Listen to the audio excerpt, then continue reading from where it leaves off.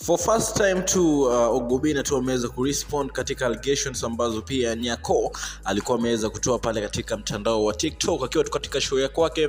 Ogobina tu aliweza kurespond katika allegations ambazo pia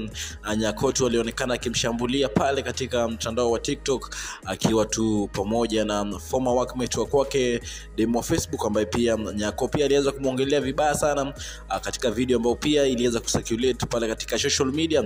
Nyako tu tusi demo wa Facebook pamoja na Ogobina akisema tu ya kwamba type yake ni demo wa Facebook kwa sababu tu already yeye hayuko class yake kabisa, yeye yuko Europe na Ogobina yuko Kenya, na hivi tu majuzi ndio ameweza kujua kuvaa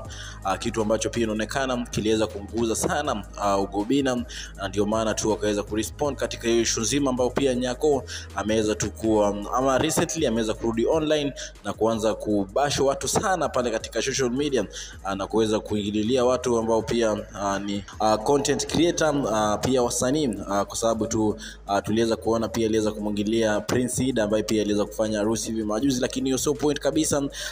Ogobina tu ameweza kurespond kwake akiweza kusema tu ya kwamba awache kuweza kumwingilia demo Facebook kwa sababu hajui mali demo Facebook ameweza kutoka, na yeye mwenyewe pia mali ameweza kutoka, na kitu ambacho pia anafaa kuwa na appreciate tu kama mwanadada mwenzake kuliko kuweza kujaribu kumweka chini, kwa sababu demo Facebook ni baadhi tu ya comedians ambao pia Ogobina ameweza kusimama nao sana tangia tu last year, na mpaka sasa hivi wamekuwa watu ambao pia watu wengi tu zaidi wanawafuatilia pale katika mitandao za kijamii, na ameweza kumwambia tu instead of ya kuweza kumbash ama kuweza kujaribu kumleka demo Facebook chini, kuweza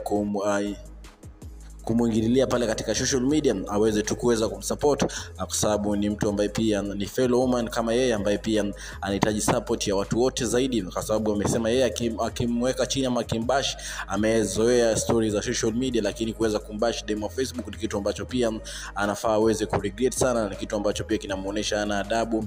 na anafaa tu kuweza kuchange ama kuweza kuapologize, kitu ambacho pia tuliweza kuona tu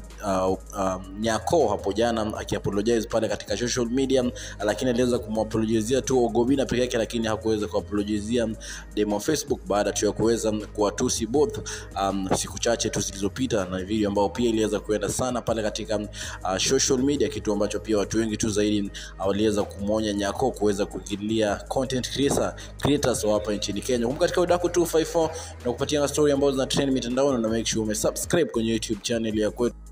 Baby wa baby now. Alafu huyu ni baby.